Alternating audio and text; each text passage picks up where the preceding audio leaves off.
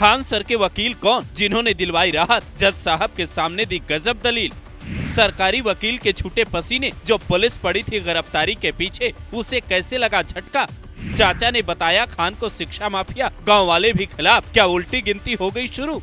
Patna civil court में गजब हो गया। एक तरफ थी सरकारी वकील की दलील, जो खान सर की गिरफ्तारी के पक्ष में थे, तो दूसरी तरफ दीवार बनकर खड़े थे खान सर के वकील अरविंद महुआर, जिन्होंने तस्वीरों को इस तरीके से जस्टिफाई किया, अपने मुवक्किल के पक्ष में ऐसी दलील दी कि जज साहब ने खान सर की गिरफ्तारी पर फिलहाल रोक लगा दी। जो पुलिस खान सर को गली गली तलाश रही थी, अब वो इस मामले की अगली सुनवाई तक गिरफ्तार नहीं कर पाएगी। लेकिन वो दलीलें क्या थी, इसे जानने के लिए कोर्ट रूम में क्या क्या हुआ ये सुनना होगा। खान सर के वकील कहते हैं, जज साहब जो भी सेक्शन लगाए गए वो एप्लीकेबल नहीं है, इन्होंने खुद कुछ नहीं किया, इसलिए इन पर आर्म्स एक्ट नहीं लग सकता। पुलिस ने दूसरे पक्ष के दबाव में आकर मुकदमा किया है, याचिकाकर्ता को राहत मिलनी चाहिए। सरकारी वकील कहते हैं, जज साहब इनका नाम फैजल खान उर्फ खान सर है, इनके कहने पर गार्ड्स ने ऐसा किया। एक गार्ड जिसका नाम प्रदीप है, उसे ये लाइसेंस तब मिला था जब उसके पिता के साथ गलत हुआ था। ये सब दहशत फैलाने के लिए किया गया।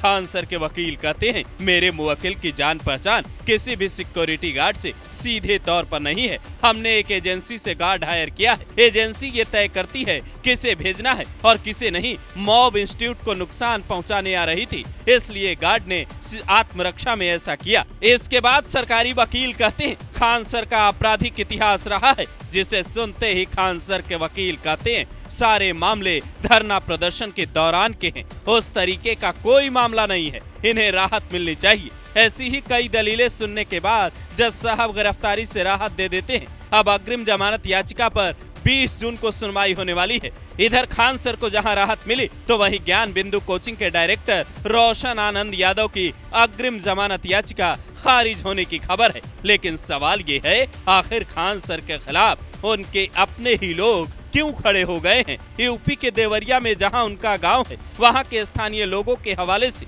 मीडिया में ये खबरें खूब चर्चा में है कि ये लोग गांव का कोई भी काम नहीं होने देते। खान सर अपनी पहुंच का गलत फायदा उठाते हैं। एक चाचा ने तो ये तक कह दिया, खान शिक्षक नहीं बल्कि शिक्षा माफिया है। तो क्या इसका असर अब इस केस पर भी पड़ने वाला है? क्योंकि सरकारी वकील ने जिस हिसाब की दलील दी, बिहार पुलिस के जिस हिसाब की तैयारियां दिख रही है, वो साफ इशारा कर रहा है आने वाले दिनों में कोचिंग पर ताला लटक सकता है। रजिस्ट्रेशन से लेकर तमाम दस्तावेजों की जांच में कई खामियां मिलने की खबर आई है। हालांकि इन सब के बीच एक वीडियो भी सोशल मीडिया पर वायरल है, जिसमें खान सर ये कहते सुनाई देते हैं, मेरा कोचिंग बंद करवा दोगे तो करवा दो, सिस्टम आपका है, हम दूसरी कोचिंग खोल लेंगे। कुछ लोग तो ये तक कहते हैं, नीट पेपर लीक का मुद्दा उठाने की वजह से खान सर को फंसाने की कोशिश की जा रही है। उन्होंने जो कम फीस वाली कोचिंग चलाई और सस्ते इलाज वाला अस्पताल खोला, उसकी वजह से ये सब हो रहा है। अब सच्चाई क्या है, ये जांच में सामने आ पाएगी। फिलहाल आप किसके साथ हैं, अपनी राय